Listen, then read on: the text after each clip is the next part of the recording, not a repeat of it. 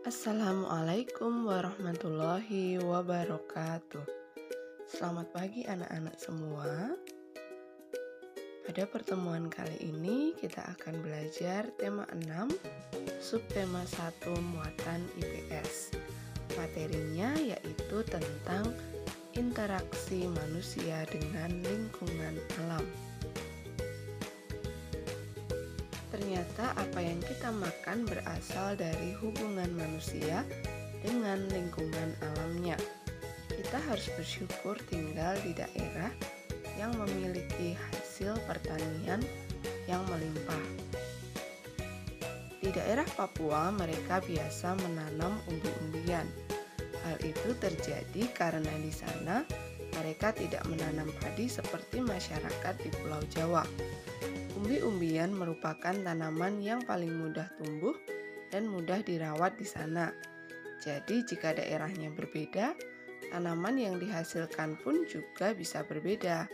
Karena tentu saja masyarakat yang tinggal di suatu wilayah akan menyesuaikan dengan lingkungannya. Dari ilustrasi tersebut kita dapat menyimpulkan bahwa manusia pasti melakukan interaksi dengan lingkungan alamnya. Interaksi manusia dengan lingkungan alam dibedakan menjadi dua, yaitu yang pertama adalah adaptasi. Adaptasi merupakan interaksi atau hubungan yang membuat manusia harus menyesuaikan diri dengan alam. Salah satu cara agar manusia dapat menyesuaikan diri dengan lingkungan alam adalah dengan mempelajari peristiwa alam. Contohnya adalah petani yang menyesuaikan cuaca dengan tanaman yang akan ditanam.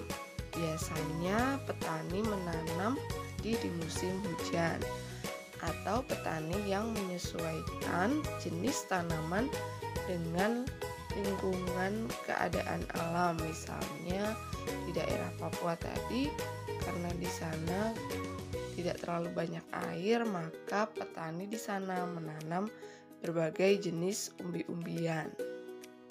Contoh yang kedua, ketika nelayan akan melaut, pasti mereka akan menyesuaikan dengan kondisi angin dan cuaca di sekitar. Bentuk interaksi yang kedua yaitu dominasi. Dominasi adalah interaksi manusia dalam bentuk pemanfaatan alam untuk memenuhi kebutuhan hidupnya dengan menggunakan ilmu pengetahuan dan teknologi. Contohnya adalah penambangan. Contoh yang kedua adalah pengolahan limbah pabrik. Itu interaksi antara manusia dengan lingkungan alam tentu akan membawa dampak, baik dampak secara positif maupun negatif. Dampak positifnya antara lain manusia mendapatkan sumber dalam pemenuhan sandang, pangan, dan papan. Tentunya pemanfaatan sumber daya alam tujuannya adalah untuk memenuhi kebutuhan hidup manusia, baik kebutuhan pangan, kebutuhan sandang, maupun kebutuhan tempat tinggal. Yang kedua, alam dijadikan sebagai tempat percontohan penelitian bagi manusia. Selain untuk tempat tinggal, lingkungan alam ini juga bisa dijadikan sebagai tempat penelitian. Yang ketiga, manusia dapat mendapatkan berbagai sumber obat-obatan. Yang keempat, penyuburan lahan-lahan gersang oleh bantuan manusia. Tentu saja dengan berkembangnya ilmu pengetahuan dan teknologi yang sekarang ini semakin canggih, maka manusia bisa memanfaatkan sumber daya alam melalui bantuan teknologi. Selain membawa dampak yang positif, tentu ada pula dampak negatifnya. Antara lain yang pertama, rusaknya lingkungan alam. Jika kita memanfaatkan sumber daya alam secara berlebihan atau kita mengeksploitasi secara berlebihan, tentunya akan membawa dampak merusak alam, yang tentu saja nanti akan mengakibatkan adanya berbagai bencana alam seperti tanah longsor, banjir, kebakaran, dan lain sebagainya. Matinya hewan-hewan di sekitar lingkungan manusia. Adanya pembuangan limbah yang sembarangan maupun Pembakaran hutan tentu akan merusak habitat asli dari hewan.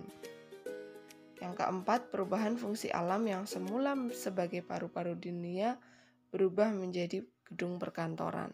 Tentu sekarang ini kita sudah banyak melihat yang tadinya sawah atau yang tadinya kebun ya, sekarang sudah banyak dibangun perumahan maupun tempat-tempat industri. Yang kelima, pencemaran air, pencemaran udara maupun pencemaran tanah.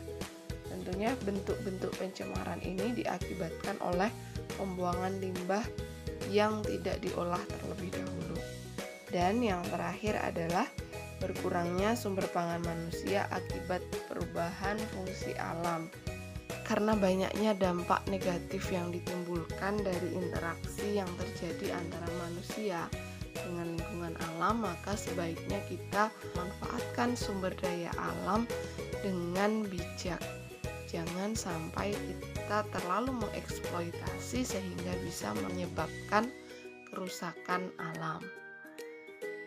Sebagai penugasan hari ini, silakan anak-anak mencoba mengerjakan pada buku paket atau buku pemerintah halaman 29 sampai 30, nomor 1 sampai dengan nomor 3.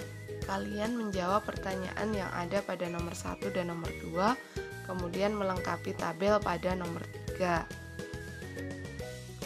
Silahkan ditulis pada buku tulis kalian masing-masing dan jangan lupa diupload di GCR. Demikian untuk penjelasan materi IPS pada hari ini.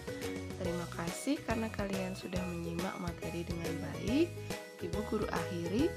Wassalamualaikum warahmatullahi wabarakatuh.